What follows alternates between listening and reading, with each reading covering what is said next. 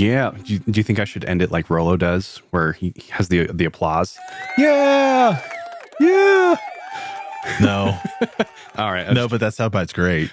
Because that one's just like, oh, the things we could do with that. Right? I like that one. Yeah, it's a good one. Man, Carlos is so talented. I can tell him like the idea. Like I tell him, okay, I want slow acoustic beginning, and then I just want it to hit hard, like Wage War kind of thing. And he's like, oh yeah, I can totally do that. Carlos is so good. Yeah, Carlos, I'm talking to you, bro. You are so good. Okay. All right, Dave.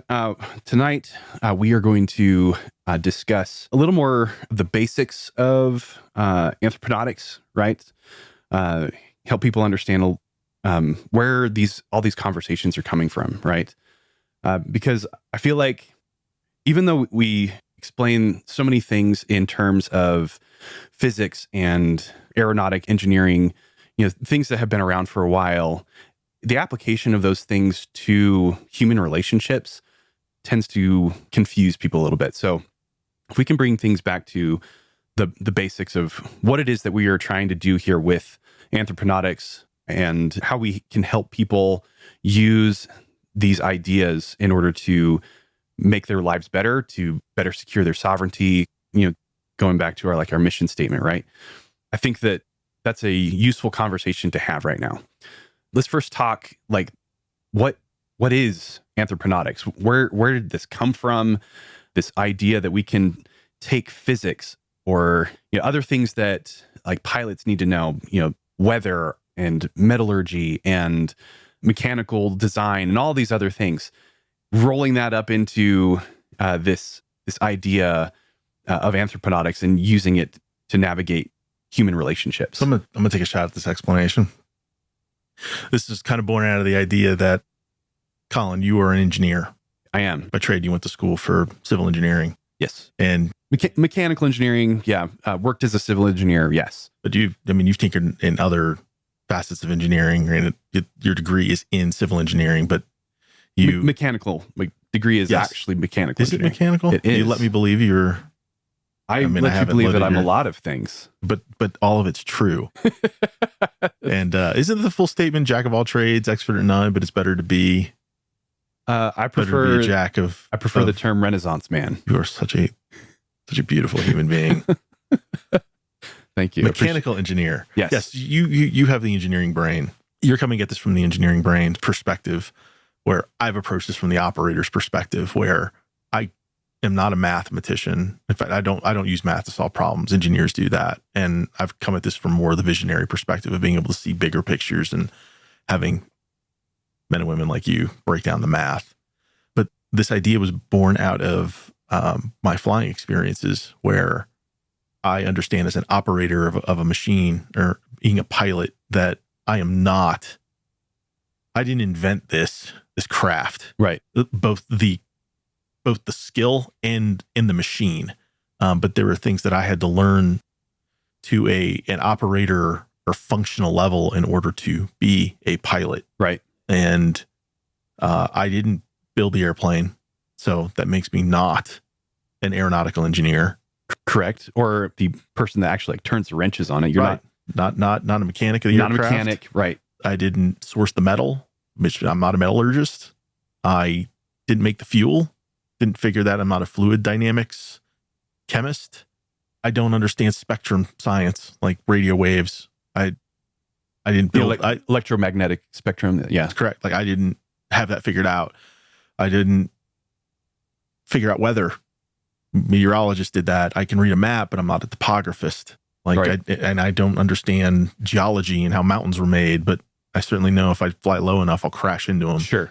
So all this to say that, or that if you fly high enough, that the aircraft starts to run out of what it needs. Enough air molecules to keep it lifted. Right. So physics, right? Yeah, physics. A physicist.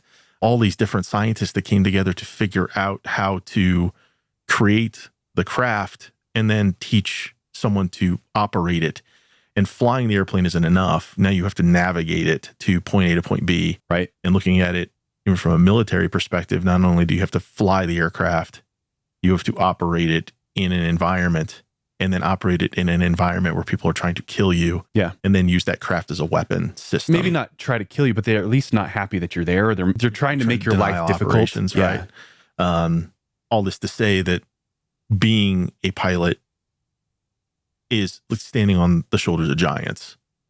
I can take no credit in this day and age and how I live in this time in history where I learned how to take a machine into the air. Yeah. Is wild. Like Da Vinci would just be beside himself that his drawings turned into something real. But a lot of science, hard sciences went into the creation of aviation and aerospace and aeronautics. Yeah. And this is kind of the inspiration for the breakdown that we have made in just trying to figure out what is behind human interactions from a leadership perspective. Uh-oh. You said the word. So our argument in so much of these things that we're going to talk about is this idea that leadership is a subcategory of leadership isn't real. That leadership is not real. It is a subcategory of power and influence, which is the way human beings interact ultimately. Yeah, subcategory or placeholder term, or it's something that people like, they know what it is, but everybody has a really hard time defining what it actually is. Right. So we'll hang. We're going to come back to that one. I mean, we're going to do a full episode just on the word leadership, where it came from, how it got used, its positive connotations or negative connotations, but bringing it back to aeronautics as a science that is all of these various sciences, and being the operator of, in the aerospace world, it's the pilot. In the anthropronautic world, it's the individual, and the individual has to learn the practicalities of all of these various social sciences, where a sociologist would be studying groups and how they behave. A psychologist would be studying the cognitive, but there are practicalities in all of these different subjects, and that the operator must understand to a practicality level in order to, get what they want. Yeah. To actually be able to accomplish the mission, right? To fly from point A to point B, but also the things that happen prior to the mission planning aspect of it. You don't just walk to the jet not knowing what you're going to do, right? Right. There's a lot of pre-briefing, and even the way I approach teaching and so many other areas of my life, I learned very young from learning to fly that I might have been able to go up and touch the yoke and push the throttle, but the pilot's there with me. Yeah. And that's your dollar ride, or that's your just your experiential, like, this is really neat, I kind of want to learn more. Then you go to a classroom, like you have to go to ground school. You have to learn all the practicalities of those sciences. You get books, and you have to understand those to a testable level before you can even begin getting in the air. Right. Somehow that's not how we think about people. We don't do that with people. And we don't do it for the bad word I'm going to use. We don't look at it from the perspective of being a leader. I was ready that time. Really, a leader is just a power and influencer, which we're gonna dive into, and it's kind of kicking some altitude and looking at the problems of leadership from a different perspective. Yeah. And our argument really is, we are going to prove that leadership isn't real. Right. Again, it's that placeholder term that is better explained through the anthropronautic perspective, through the use of anthropedal forces, influence and attraction, right? That behave far more similar to the laws of physics than the woo-woo social norms and ideals of leadership, followership, right? Those kinds of things. Some feel-good soft science that we've experienced in so much of our professional experiences, that they feel good, but as soon as you begin to apply them, you attempt to apply them as a practical, in practicality, they fall apart rather quickly. Yeah. And to the operator who's been taught that, it unfortunately levies the responsibility for its failures on the operator and not on the bad advice that they've been given. Yeah.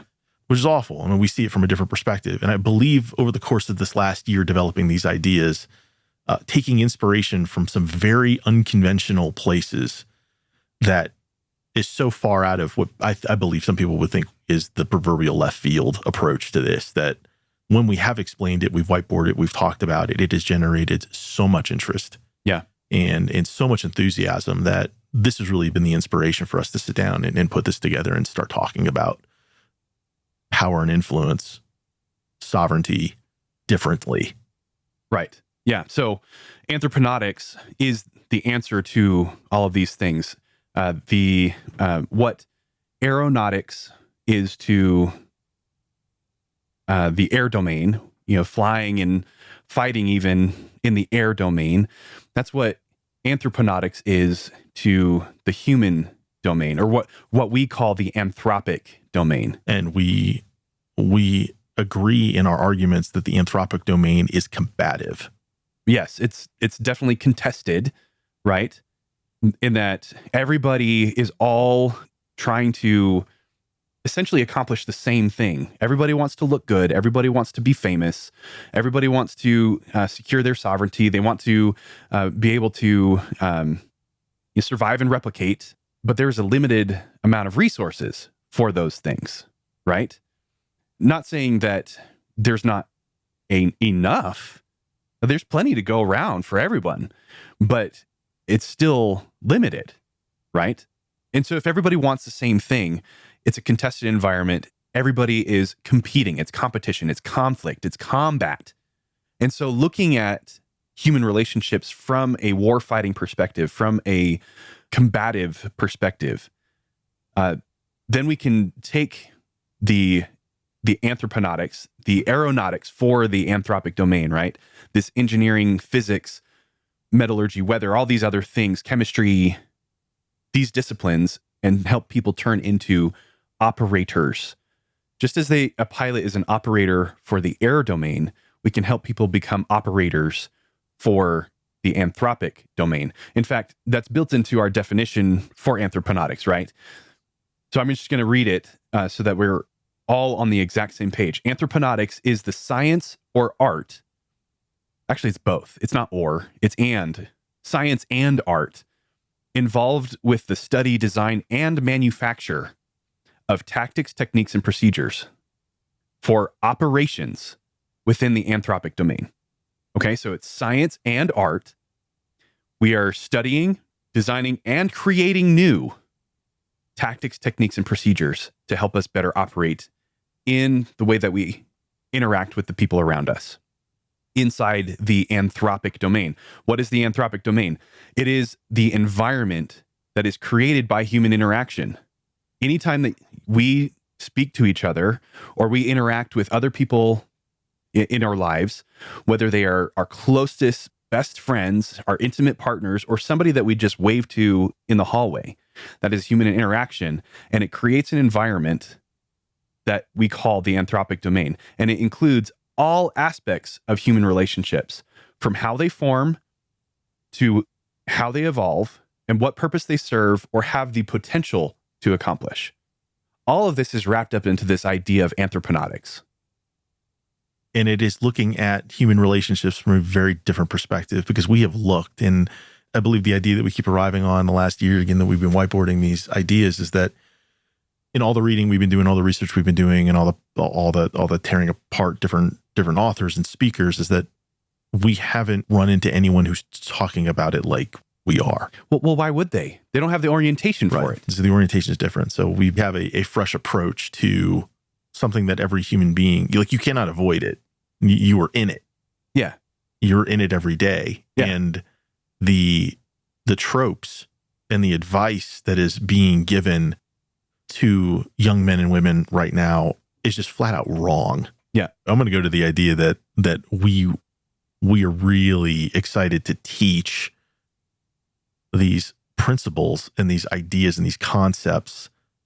So just like standing on the shoulders of giants, like, we have distilled a lot of research through our orientation as professionals and things that we have done in our careers and our backgrounds and our lives. Because you and I have lived very different experiences in our lives. Sure, absolutely. But that doesn't change the math. No, it doesn't. It is for the everyman. It is for the everyman. And every woman. And every woman, right?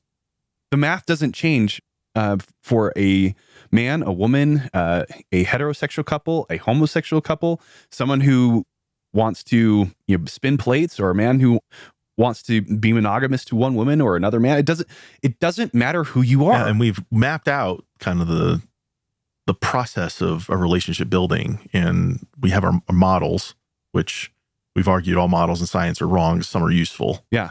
And we argue that ours are very useful. Very. And we're not going to teach it unless there's immediate applicability. And that's the piece I think I was trying to arrive at, is the distilling these ideas down, teaching lessons that a student can walk away from and immediately apply the principles. That you don't have to be a master of some deep science in order to use the principles of anthroponautics in your everyday life. Right. Because the principles are the same. Immediate applicability. Immediate applicability. So we're excited to start teaching some of these principles that we've been developing over the course of, really, this started in a completely different way. You and I thought we were developing ideas to make better officer candidates. Right. And it has evolved into, if we can solve the problem there, we end up solving problems for everyone, because we arrived at the idea that, well, is it a leadership problem? But then if leadership doesn't exist, it's really power and influence, and everybody is in this domain. Yeah. Competing in a contested environment. Everybody, we say it in the military all the time that everybody's a leader, right? Yeah, I gotta wash that out of my mouth. But it's not true according to the math. But at the same time, it is true, because everybody is both a leader and a follower. Because everybody, according to our perspective, the anthroponautic perspective, everybody has some value that contributes some influence. And everybody, according to the math, everybody is a leader and a follower at the same time, because everybody interacts with everybody else. Sometimes you push, sometimes you pull, sometimes you get pushed, sometimes you get pulled, right? And according to our math, that is because there are these anthropedal forces, influence and attraction, between every person all the time, right? It's just like gravity. If there is mass between two objects, there is a force of attraction. It doesn't matter the distance between them. It doesn't matter how much mass there is. There is going to be some force of attraction between them. Now, you can change the force of attraction between them based off of the amount of mass that they have, the distance that's between them. But even the furthest possible that you can get between two objects, and even the smallest, that, as long as we can measure the mass, yes, I get it. Quantum mechanics makes gravity null and void, but that's not what we're talking about here. Even very small objects have a force of gravitational attraction between them. So the same is also true for people. Even people who are very socially far separated from each other and are very low value, right, are still going to be affected by each other. There's still going to be some amount of influence and attraction between them, because it acts over that entire distance, just as gravity does. And yes, we'll get onto the board. We'll draw all this out. We'll make sure that everybody fully understands this. But the way that the anthropic domain functions, the way that people interact, can very easily be modeled just as gravity or charge, Coulomb's law and all those other physical laws. And that we found fascinating. Yes. And we started... But not just fascinating, but back to your point earlier, immediately applicable. All right, so let's take this to the whiteboard now. Let's start to explain what is the immediate applicability here for what we're talking about with anthroponautics, these tactics, techniques, and procedures, right? Let's give the audience something that they can actually work with, right? And I think the most immediately applicable one that we can share is the 2x2 matrix of value and training, right? That shows kind of the map, the directions that people can go in order to start to apply these principles and arrive at the ultimate goal of securing their own sovereignty, right? Okay, so I'm going to switch mics here. I'm going to jump up on the whiteboard. So the 2x2 matrix for securing your own sovereignty, or at least how you eventually get there, is based off of two axes, right? This is the training. So not trained is on this side. Over here is trained. Not trained over here, trained on this side. Okay, the vertical axis now is the value axis. Low value down here, high value up here, right? Okay, Dave. So we interact with a lot of people in our day-to-day, right? Where do we find the majority of people? Are they not trained, high value? Are they low value, trained? Are they high value, trained? Where do these people tend to be? A majority of just people in general that we run into are not trained and don't carry enough value. They're here. That's correct. Okay. So you walk down the street, you say hi to the lady at the gas station, or you interact with your waiter at the restaurant. They are most likely going to be here, right? This is where the majority of humans are going to be located. All right. Is it a Pareto principle? Is it an 80-20? Like 80% of people have 20% of the value, and then 20% of the people have 80% of the value? Is it something like that? From a sociosexual dynamic, that's the statistics that we've run into, but that's just one part within the domain. Right. But not most people are going to be up here. That's correct. I mean, up here, these are your celebrities, these are your sports stars, I'd make the argument that when you think of celebrities, because we make fun of them in the tabloids, like we societally love to see high value people fail. Right. But their failings are because they have value, but they are not trained. Right. Yeah. These people are incompetent, right? Is that they have enough value to affect their will. They're just really bad at it. That's correct. Right? As opposed to the majority of people that are out there across the world. Most individuals are background noise. Right. They are invisible. Invisible. That's our word, right? We like to put here, invisible. And it's not to say that human beings don't have inherent value, right? Because we can argue that from a judgment perspective. That is how you want to treat others. Yeah, every person has value. Everybody does. But enough to move the needle, enough to register an effect. Right. The majority of people are not trained, meaning none of these discussions, the things that we're talking about, is even on their radar. Yeah. And the other is that they're too low in value to make decisions and to act upon those decisions. They cannot secure their sovereignty. Yeah. We'll show that here in a little bit too. But what you're saying about they have value but not enough to have an effect, that's because the fabric of human interaction, the way that the anthropic domain is built, is incredibly rigid. It takes a massive amount of value to start bending that fabric, to make it stretch, to make it adapt to the way that people interact. This is why people who have high value, even these people over here, can get away with so much. Because we'll break rules for high value individuals. And that's the cliche, right? Is that people will break rules for alphas, right? And make rules for betas. You know, alpha and beta being just placeholder terms for high value and low value. High value, low value.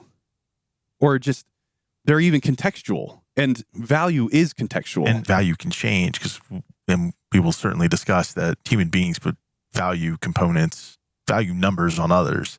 Right. So this could, where you can show up in one venue or environment with high value, you will not have it in another. Yeah.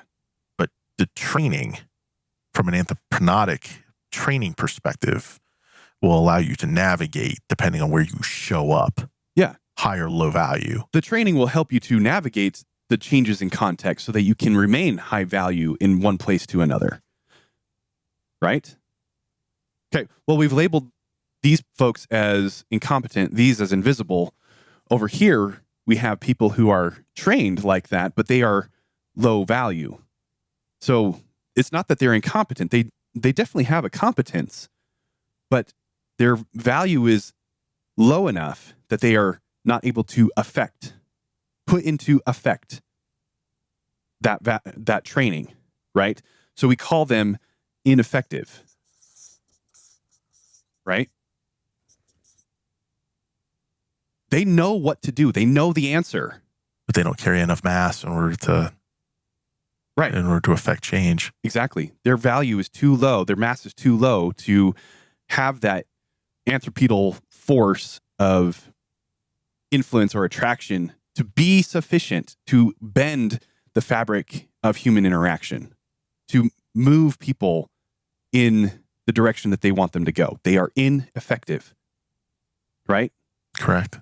So then that leaves this last one of high value and trained, which is where everybody wants to be. This is where we want people to be, right?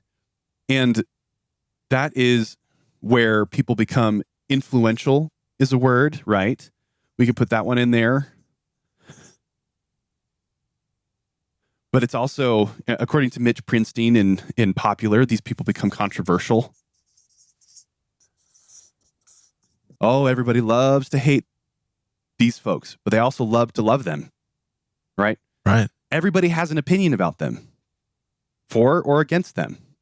They are unignorable, right? Because their mass, their value is so big, it's so high that it starts pulling everything into them, right? You can't get around them. They start to bend light, as it were. From a physics perspective, yes. Yes. They're controversial. But it's also these people that have the ability to affect their will, right? To actually do things. And so they become effective. They are able to act on the world around them as opposed to be acted upon. Right? That's correct. And we want to teach these principles to at least allow the willing, because you can't teach willingness. Right. To allow the willing to improve themselves, to become influential, and to secure their own sovereignty, to make decisions on their own behalf. Yeah. So that they can act in accordance with their own integrity. Right. But you said we can't teach willingness, and we'll talk about that some other time. But let's say that we have found somebody who is willing, right? The likelihood, though, is that we're going to find them right here. So the question posed today by individual who's been following our work for a while is that, and this individual has gone through quite a transformation, a personal transformation in their life where they were invisible. They were the quintessential invisible kid through high school, kind of lived their life in the shadows. This individual's a very good people watcher and observer of a lot of these things that we are trying to break down, but now have awoken in a situation where they've improved themselves to a point where they're starting to show up on the radar. Yeah. They're starting to be seen. Yep. And it is such an orientation change for them. The question posed here is that this is a difficult leap. Right. There is actually a book called The Big Leap, which talks about this from almost from a warm fuzzy perspective but it's a very motivational, but it's not a how-to. And this person's ask was, there is no manual. There's no manual for awakening, improving, and then moving your position from invisible, never seen to now I have enough influence in training that I'm starting to have effects on people and places and situations that I am in. Right. And it's very uncomfortable. How do I do this? Yeah. And it's that ask is the asking for the training. Yeah. So you are here, right? You are here, right? This is a map, and we're trying to help you navigate. It is a model. Yes. And this one is useful. This one is useful. All models are wrong. We know that, but some are useful. This one is useful. Okay. You are here, but this is where we want to be, right? This is the goal up here. Yes? Yes. What you're asking, what this individual is asking is, how do I get from this spot to here? What are the steps that I can take to get from here to there? Well, it's not just a physical mission. It's not a walking destination. It is a mental transformation. This is a transformational move from recognizing where you can put yourself in this model and recognizing and having the willingness to train and do the work to make yourself valuable. Yeah. And move to this higher position. Yeah. So your turn, you're up. All right, send it. What are these steps? What are the things that I can do that will help me to move either up in value or across in training, so that when I put them together, I find myself moving up in the direction towards the goal of being influential? First, it comes with an awareness of knowing where it is you are on this model. Okay. Because this is also domain specific. Right. What venue and what environment do you find yourself in? And what venue and environment do you want to be valuable in? There are some that are very specific and there are some that are general. So let's talk about the generalized ones. People want to be around people who are captivating. Right. So this is Rion Stone's, be attractive, don't be unattractive. Right. Be charismatic. But then how do you do that?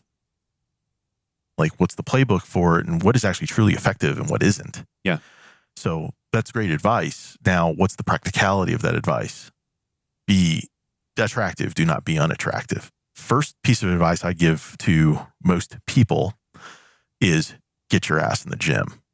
So step one, start working out. Money, muscles, game, frame, right? This is the muscles piece of it. And we can break that out. How should we write that? Step one, muscles. Isn't that the lowest hanging fruit that we tell everybody? It's be physically appealing to the best that genetics has given you. Yeah. I mean, everybody has essentially the same hardware, but every piece of machinery is going to look a little bit different, right? But because it's all the same machine, everybody has the capability of becoming more muscular, more physically attractive. They may not necessarily become Arnold Schwarzenegger or Hafthor Bjornsson or Tony Braxton, right? Not everybody's going to end up, being Heather Locklear, right? There is a God. Heather be thy name. Yes, I did that on purpose. I've been waiting to use that one. So to Rion Stone's point, it's be attractive, don't be unattractive. You have to make a serious measure about how you show up physically, because it is the thing that communicates the loudest when you walk into an environment. Right. And human beings do not want to associate with someone who is not at or above their social level. Correct. And this is a social tier that you can immediately visually see. Everybody sees it. So it's a maximize your physicality. Yeah, it's the exchange of information, which is, value and information being equivalent. If you are exchanging information that is of high value, if people see you and they think, oh, you look good, you are immediately moving up on that. So we've broken this out, and this is taken from the pickup world. This is mystery method with survival and replicative value. Right. So the first one is one we call muscles, right? Maximizing your physical potential would be high R value, high replicative value. Yeah. Meaning you look good. You look good enough to mate with. Yeah. Okay. And then coming to number 2, if we can move into number 2, Sure. is S value, which is survival value. And this is where we could put money. Yeah. So we've got 2 different things that people can focus on that are going to increase their potential on the value axis. They're going to move up on this one as opposed to moving across on this one. That's correct. So these are value points that will move, because you can attain these without understanding the anthroponic piece to it. It's just the better you look, your value will increase. But we know plenty of good-looking dudes who are awful leaders, right? Influencers, attractors. Yeah. And we know a lot of men and women who have come into a lot of money. And well, so number 1, you on the muscles or in the physical realm, that's going to be like your LeBron James, right? Well, you can see this from, I mean, these are professional athletes. These are the ones who will use their body. And I'd even say dancers, performers, actors. Yeah. Jason Momoa is clearly a muscular, good-looking dude, right? And so his value is high. And then he's also able to use that to make money, so his value is even higher. Which is, right, that's come from. But like Elon Musk, not so much a muscles, a physical presence, right? But he's got a whole lot of money. And so he's definitely able to be high value because of that one thing. He's moved up that way. But can you imagine if Elon Musk like got into the gym and was jacked? Didn't he want to fight? These guys are doing this now. That was another observation that's being made, that what is occurring, especially in the sociosexual dynamics, is that men who are achieving, who are high achievers from the money perspective, are losing because they don't have the physicality to be taken seriously. So it's kind of like you're still you're fighting to sit with the jocks at the high school table. Like you may have attained some, all this value, but you're being taken advantage of for your survival value, but not taken seriously because you have such low R value. Or people that have such high R value or that are so muscular, but don't have any resources. It's the exact same deal. Every single one of those people are either incompetent or invisible. Well, it puts them both. Without either of them, high muscles put you in a position where your value is high, but you're not trained. Correct. Having the money or whatever is deemed valuable in certain spheres. Money is general. Yeah, like we can all appreciate its value. Means resources. Right. Resources for survival value. And the money piece, the physicality, means one, you could be a protector and you can replicate. Right. Good genes. Game. Now, this is the part where we get to captivating. Right. Yep. All right. Understanding people.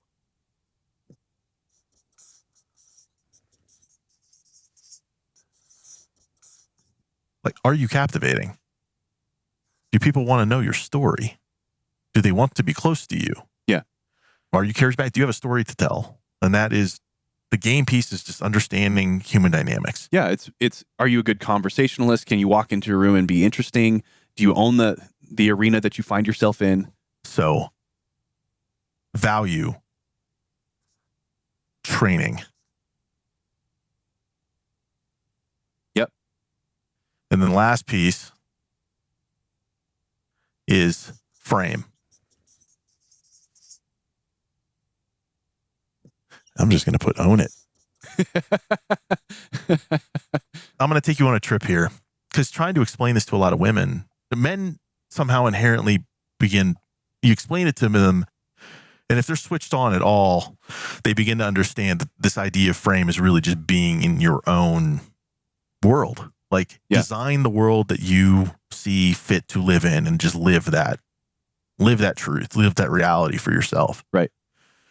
Women struggle with this idea in this, well, how do I know a man is like, if a man is standing his ground in his own frame, right? And I had this question posed to me because I have a daughter. So, what would you teach her about selecting a mate? And I'd be like, I'd have to teach her to be a really good home inspector. And really, it's the idea of frame that like you're walking into your domain, right? Where you were invited. I mean, a warm, inviting place.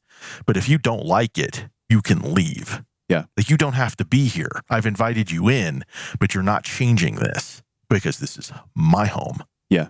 It's mine. And if anything does change in it, it's because I've made a decision to do so because I am acting of my own accord, not because I'm being acted upon.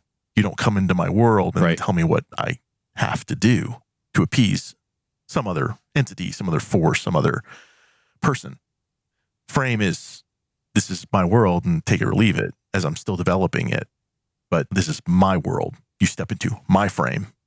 And if you can adhere to the rules and the systems in which I have established for myself, you could stay. Well, and to do so willingly, right? That's correct. To have the genuine desire to be part of your world. And the flip side of this is recognizing and having the boundaries to recognize that if you're in someone else's frame, does this align with my mission?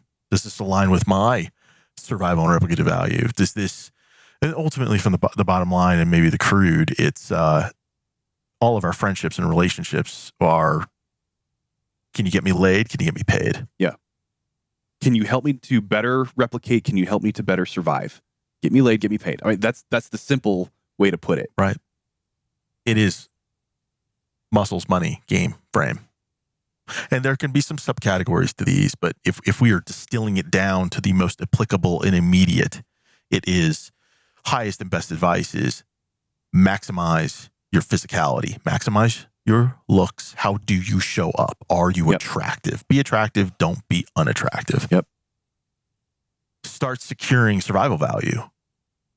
I mean, money is the general, but we can look at other things like education. We can look at things like knowledge, network. There may be ownership of assets. Yeah. Something that shows that you have an abundance of. You begin to collect an abundance of things that make you more valuable. And then the training piece, understanding human relationships, how to tell a story, how to bring people in. And then frame is knowing who you are and establishing your environment, your home, your place of sovereignty, and standing your ground in it. Right. But also adhering to the fact that your frame had better be captivating. Your frame, it needs to be something that people actually want to be a part of. Right. Right. Or otherwise, I mean, if you have a strong frame and it's unattractive, I mean, let's just take it from the top, right? Like, have you met the physical principles? Because there's these instances, right, where, and we talk about, man, we will draw off these models like to ad nauseum. Right. But I mean, there's a lot of bros and chicas out there that have attained the survival value, but end up losing their value because someone has out-aced them in the physical realm. Right. So these are concurrent missions that need to be run at the same time. All of them. And over the long term, right? Right. It's not a one and done thing. You never rest on your laurels for any of these. Because if these are the generalities, you can step in this. Look at this beautiful human being, by the way, right? Hello, everybody. I mean, Silver Fox is going to maintain Silver Fox sexy, and he's going to arrive at different places, but everywhere you go, whether it be a cocktail party or, showing up at being a dad and watching your kids play soccer games, right? Like you were a mountain of a man, and it commands attention, but you had to work on it. I did. Yeah. And I have to continue to work on it. That's what I was saying, is that these are not a one and done thing. That's correct. That you have to, if you want to secure your own sovereignty and be secure in your sovereignty, you have to maintain your value over time. How many discussions have we had over the last year about image psychology and fashion? Oh my gosh, so many. Which is another deep dive that we can get into, because a lot of men and women don't see it this way. They don't see that the physicality piece is so important, and that then you have to dress it, you have to optimize it, and it communicates. and fashion and dressing and showing up is a technology. Yeah, I mean, if you go get jacked and then you throw on, a Captain America shirt that's 3 sizes too big because it's your favorite and you've owned it, if you've had it for the last 13 years, then you're diminishing. You're diminishing your value. You're not doing yourself any favors. No. To have these things, because everyone has that example of someone who's just maybe got this together, but you can't stand to be in the room with them. A subcategory of game would be humility. It would be taking care of others. It would be, but to do that is to then establish a frame, right, that others want to be a part of. So, muscles, money, game, frame. Yeah. Like we were saying earlier, is that you are here. The goal is to get here. And that by doing these things, you are going to either move up this way, right? Muscles and money are going to move you up this way. And then game and frame are going to move you this direction. And the combination of the two, right, is what's going to move you up there. So it's not like you can only do one.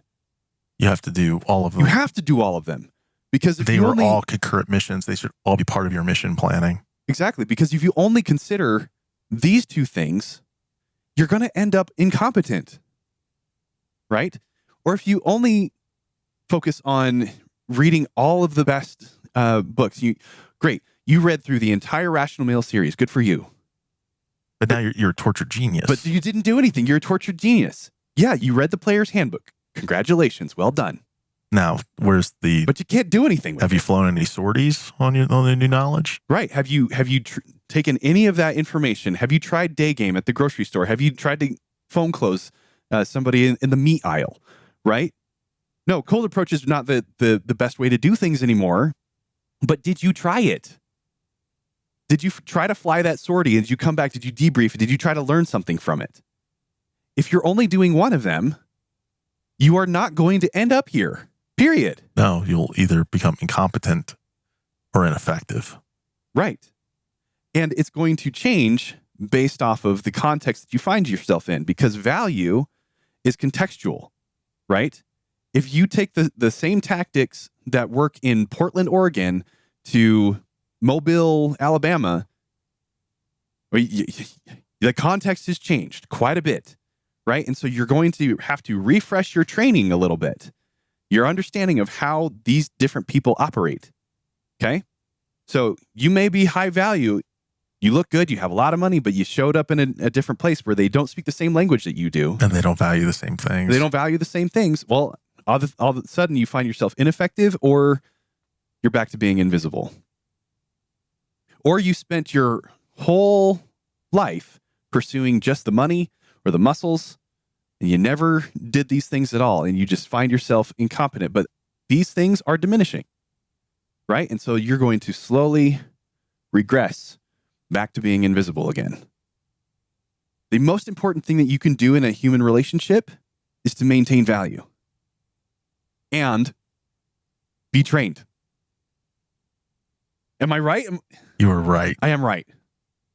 I mean, tell me that I'm wrong. I would love to be told that I'm wrong. This is one of those models. It's like putting out a hypothesis in science that I would like other competent thinkers to please come to the table with the coffee mug and prove me wrong.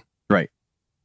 The trope of relationships is communication is the most important thing. And we hear this from so much of our, get ready to push the button, so much of our leader training that the communication is like the primary tier for team building.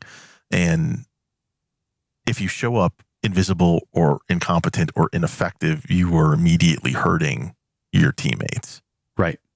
The best thing that you can do from a generalized perspective is show up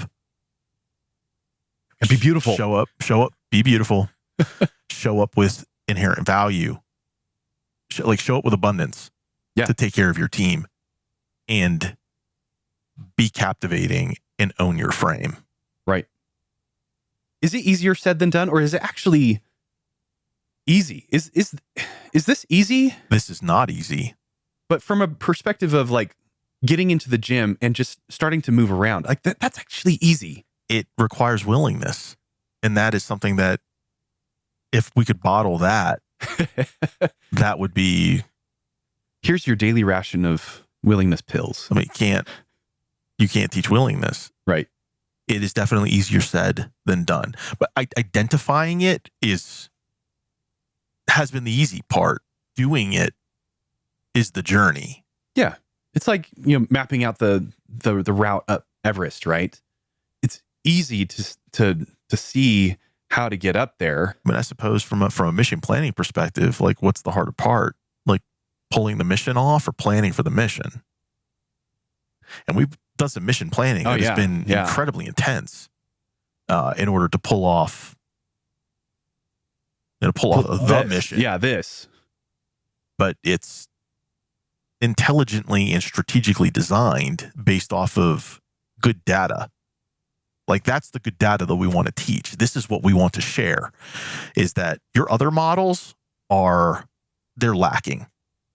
They were taught and they were given in good intentions, but they do not work in reality. And they don't work anymore because the world has changed.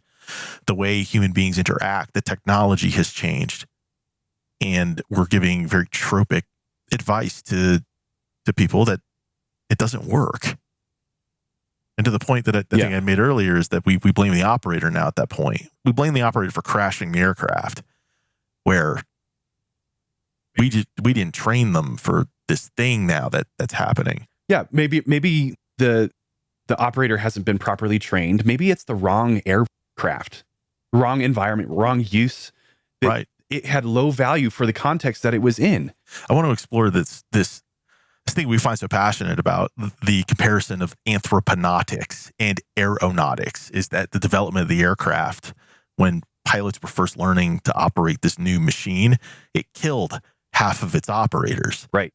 So lessons learned in that domain were written in blood, where lessons in the anthroponic domain are just seen as clumsy. But there was a time in human history where if you made one mistake in your tribe, it could have ended your life. Well, we still see that today. Well, that's social outcasting, but that's dying alone and unapologetically doesn't happen as severely anymore. Yeah, they may not meet a violent end, but they may not ever. But then what is that? I mean, is it death by invisibility? Maybe.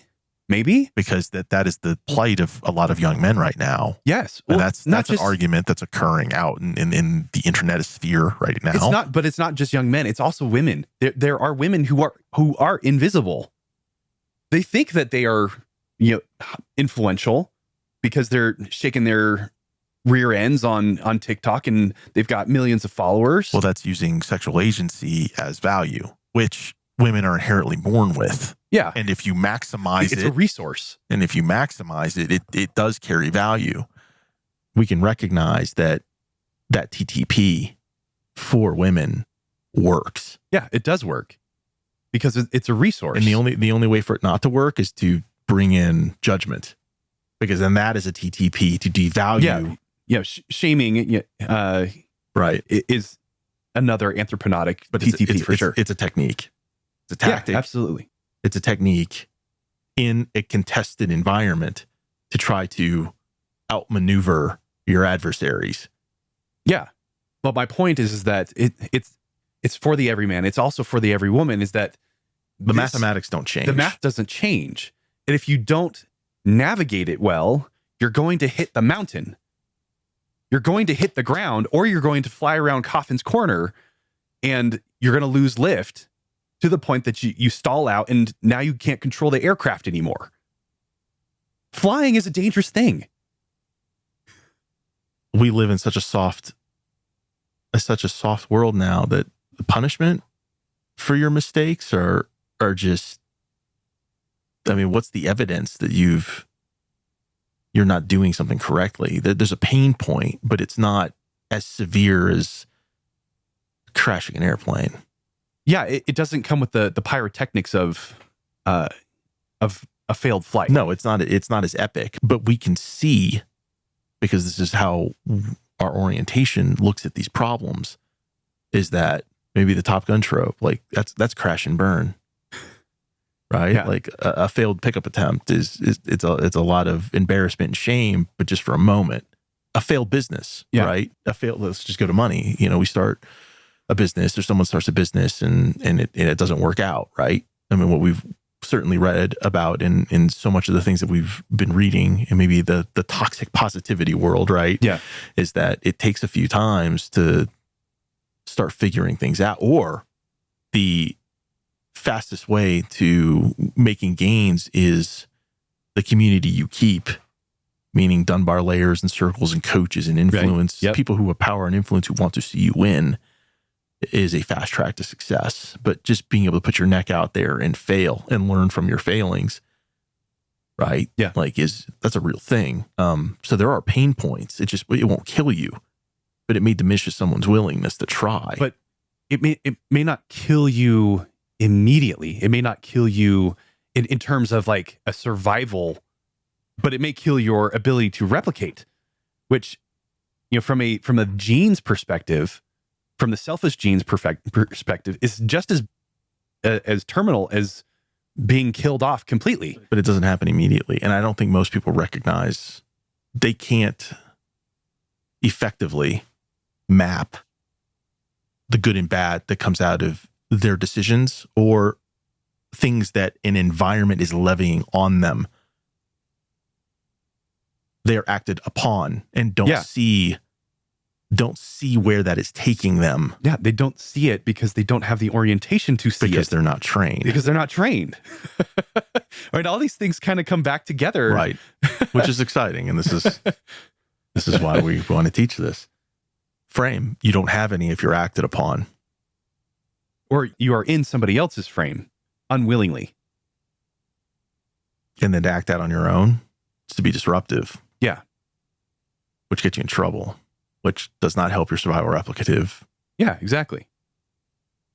But if you have a lot of value, then you create options for yourself that you can be in your own frame, or you can step into somebody else's temporarily, because that may necessarily a situation that you may find yourself in is that at one point in time, you're in your own, another point in time, you're in somebody else's. is there a term for that? Is that like social capital, or like where essentially you're on borrowed credit for just an environment you're in, or the company you keep, or we're talking about knowing the value of your Dunbar layers. Yeah.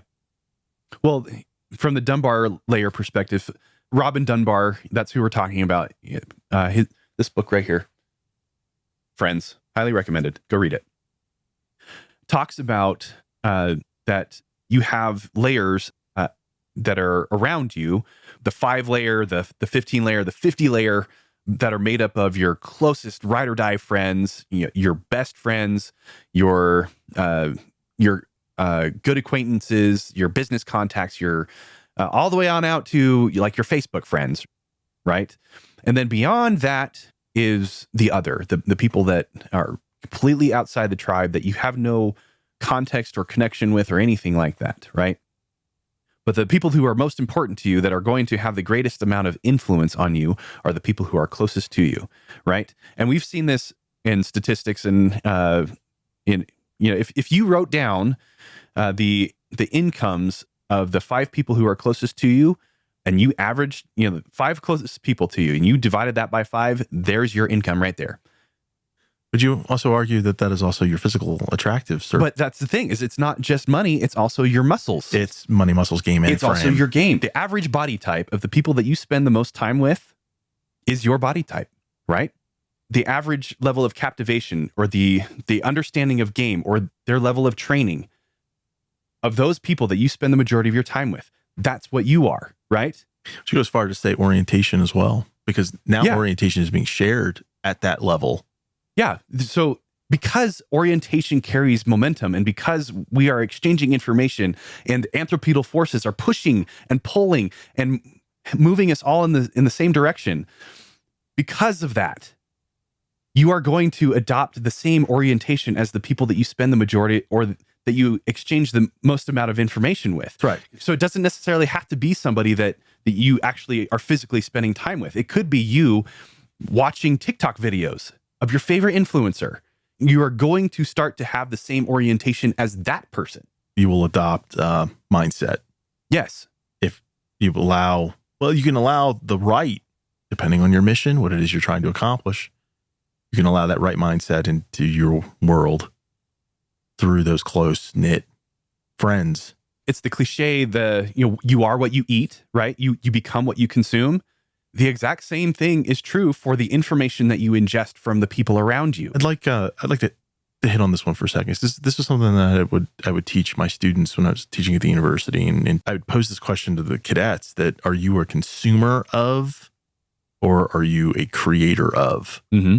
And I find it just works in the math that a majority of people, the invisibles, are consumers of. They consume entertainment. They consume Netflix. They consume. They're being acted upon by others that are pushing this information out. So they're being influenced also by the things that they are consuming. But who is a creator of? If you don't have value, you're not going to create anything that's going to be captivating enough to be consumed. So if you had a choice, again, this is a willingness question, asking to my students, if you had a choice, would you rather be a consumer of or a creator of? And it's a challenge, because then right after that discussion, then I have to bring Heraclitus into this. Yeah. And I have to pose the quote of the 1 in 100. Yeah. 1 out of every 100 men, 10 shouldn't even be there. 80 are just targets, and 9 are the real fighters, and we are lucky to have them, for they make the battle. But the one. The one is a warrior, and he will bring the others back. Yeah. This piece of wisdom, this piece of information was captured in a time 3,000 years ago. And he's right, even to today. And we would ask this question, and you've seen me do this. I've asked this question to 300 students, and I'm only talking to 3 of you. Right. The rest of you will hear me. But now that we've made this model, this even for my kind of mental scaping, these conversations that we've had with these students, is that I couldn't have mapped this out up until we started doing this, but I knew that only 1 in 100 is going to actually do anything applicable with what I am attempting to share. The rest of them, they'll put it away. Yeah. Some of them will make the battle, but most of them are invisible. Yeah. Because they will not attain enough value. They're just targets. And train in order to move the needle, in order to actually put a performance metric in just living their best life. It's 1 in 100. Yeah. Well, or Corey Wayne puts it as the 3%, right? But I like Heraclitus's approach better. Maybe we can even that out. I'd probably make arguments that it's less than. I witness. Yeah, I think I witness, even in a high performing environment in which we work in, that there's less men and women who are valuable and switched on. Like, you were awake and you were fully aware of what is going on in the anthropic domain around you. You know where you fit, you know where you have influence, you know where you can affect people positively, and you know what you need to do, bearing your own responsibility for showing up. Right. Captivating and beautiful. Mm-hmm. In order to have influence and to act as a team leader. Sorry. It's just, there's that word again. In order to you keep saying that word. I've got that one too. Where is it? Nope, not that one. You keep using the There it word. is. I don't think it means what you think it means. I think it's less than 1 in 100. These conversations can't be had by, if that were the case, these conversations could be had by more. I think it was one people. 1 in 100 at the time. Those were warriors. Those were men in legions. These were the ones who you expected that were going to fight. Right. Which is why it was at that level, because they were all warriors at that time. We are not all warriors now. The majority of people who in this day and age are not warriors. And so the number of people that actually achieve sovereignty status is so much lower, which is why it's actually less than 1 in 100 now. It might be 1 in 1,000. It might be 1 in 10,000 of people who are actually able to move themselves out of invisibility toward incompetence or ineffectiveness and eventually achieve a status of where they are influential, controversial, they have their own sovereignty, they've secured that for themselves, they are in a position to act, not be acted upon. Heraclitus had it right for his time, but I don't think that's what the number is now. I'd have to agree. I believe that just being a dude and a human being right now, just witnessing, I have expectations. Again, this is a judgment. I'd have better expectations than the men and women that I serve with and work with. And I find myself lacking in the pursuit of finding individuals who have fulfilled the money muscles game frame, because men and women who take care of themselves are inherently more trustworthy. I don't know how the machine breaks it down that way. We will discuss it later, but I can trust a man or woman that takes care of themselves. They take care of them for me, and I take care of me for them. Right. Or better possibly put is, I take care of me for you. You take care of you for me. That's you scratch my back, I'll scratch yours, but I can't scratch your back if I'm not in a position to. And the only way that I can be in a position to help other people is if I am secure myself. Maslow's hierarchy of needs, I have to make sure that I have my own survival and replication kind of stuff in place. Then I can start to move up the hierarchy and get to a point where I can help you. Is this this is the concept of enlightened self-interest? That leadership studies. Oh my gosh, there's that word again. We've been dropping it, bro. Leadership would say be altruistic, like be a giver. Yeah, that's what servant leadership. That's the title it's being given these days. Okay, you have someone with inherent value who's incompetent, and now they're pouring a cup of incompetency into others, or they're pouring a cup of ineffective. Yeah, which is what I believe most of my leadership training has been. It is ineffective or it is incompetent. Information of value, which is a road to nowhere. Right, it doesn't work. But showing up, money muscles game frame, and having that all squared away concurrently is effective. Yeah. If you have muscles and money and game and frame, it's showing up with the physicality, showing up with abundance, showing up knowing how to take care of others, and then owning your frame. Yeah, that others would want to follow. Hey, let me know if you need anything. No, it's actually demonstrating. It's that I already know what you need because I know you, right? Because I've been there, or I have taken the time and made the effort to understand who you are. Right. And some of these are general. Like, it's just understanding at a real baseline level. Maybe it is Maslowian of, I can fulfill all of the needs of my teammates. And it's also another piece, and I just love this concept, and it's a personal and teachable principle, and that is of virtuosity. And how I've defined it is being uncommonly good at common things. Yeah. And taking care of others is a basic human interaction that so many people right now are invisible and can't do it, yeah, or ineffective and can't do it, or incompetent and they hurt others in their attempt to do it. Yep. And we don't like those people. We don't want to be associated with them. But if that's the majority, then we're all out there in this domain, just kind of, we're all causing each other a lot of trauma. Yeah, a lot of trauma. But when somebody who actually has all those things put together shows up, like I said, they bend that fabric of human interaction, and people will jump all over themselves. They will kick each other in the head to get into a position where they can be close to and work with and help and be helped by somebody who actually has their shit together, who actually has money, muscles, game, frame, all four of them in abundance, right? Now we're also kind of speaking to the high ideal that the man or woman sitting in that higher position is going to act on behalf of others. Because as we've studied and broken this stuff down, the difference between manipulating people for good or bad is really actually the same TTP. Yeah. It's all manner of just a manner of perspective. So if someone wants to secure their own sovereignty to hurt others, they're going to be effective.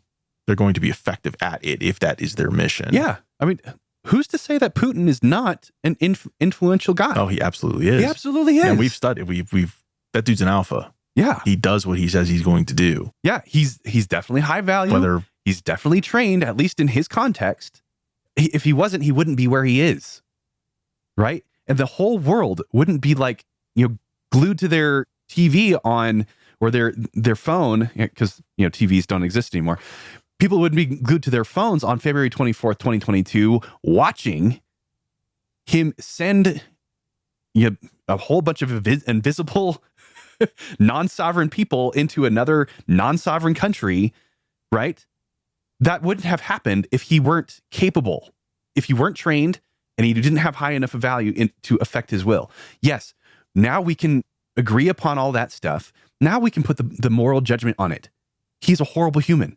Let's all accept that, right? But we can also... According to who? But we've already accepted the fact that he is a sovereign individual. Yes. He is high value. He is trained. And now we can judge him. Yes, he's evil. Right? The math doesn't change regardless of who you are, the context. That it all works the same. Anthroponautics is going to be the same in every context, or for every person, for every man, every woman. It's just the particulars. The hardware is the same no matter where you go. It's the firmware and the software that changes. That's correct. And we have models that we're excited to teach that show, even at an individual level, the anthroponautic math works for the every man and every woman in the same way that we can now identify almost an attitude or a personality for like a corporation or a business. Yeah. Like a small or large. And it even works for nation states. Well, because what are corporations and nation states made out of? People. And people interact, and therefore you have an anthropic domain. And if you have an anthropic domain, then anthroponautics applies. Mic drop. All right. Dude, every single time we cover so much ground. I mean, I appreciate you just for the conversation, but I definitely appreciate anybody who is watching this that is able to stay with us because holy cow, we go from one end of the spectrum to the other, sometimes like that. But I thoroughly enjoy it. We've been doing this a while, and we still have so much left to cover. And I've been inspired by having these conversations and having others kind of walk by our whiteboard and be like, what are you guys doing? And then begin to explain it, just watching the wide eye. Right. And some instances, it's definitely overwhelming. But when someone gets it, it is, you have a light bulb over your shoulder. It is a light bulb moment. Yeah.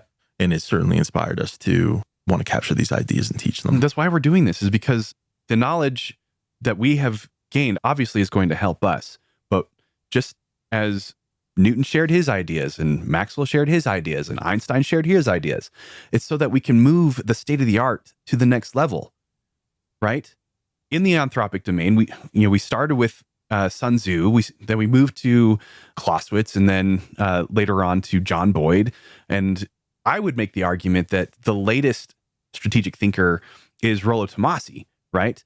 And his cohort of other men like Ryan Stone and Rich Cooper and Mike Sartain and all these other guys that are thinking about, they call it intersexual dynamics, right? We call it the anthropic domain. We call it human interaction and anthroponautics. But the math is all the same. But the math is all the same. And we would like to present it in a very fresh way and more of an engineering brain way. But we also find that a lot of men are wired that way. They're Right. looking for the deeper why. And if we could present it in a way that has an algorithm, a a formula that you put your problem through this. It's like you're trying to solve problems using old math. Yeah. What Rollo would say is an old set of books. Yes. And now try this, and you end up getting an answer that is actually applicable. Like the answer is immediately, I can use this. Yeah. Now, because now I've taken gravity into effect in a way that I hadn't thought about before. Yeah. We may not know what gravity is, But we can use it. but we can use it. Absolutely, we can use it. This has been exciting. What an exciting way to start this off. Yeah, absolutely. And obviously more to come. We have these conversations on the daily. And so how much better is it that we capture these and share them with other people so that they can start to benefit? Awesome. All right. Well, let's have Carlos play us out. Here we go.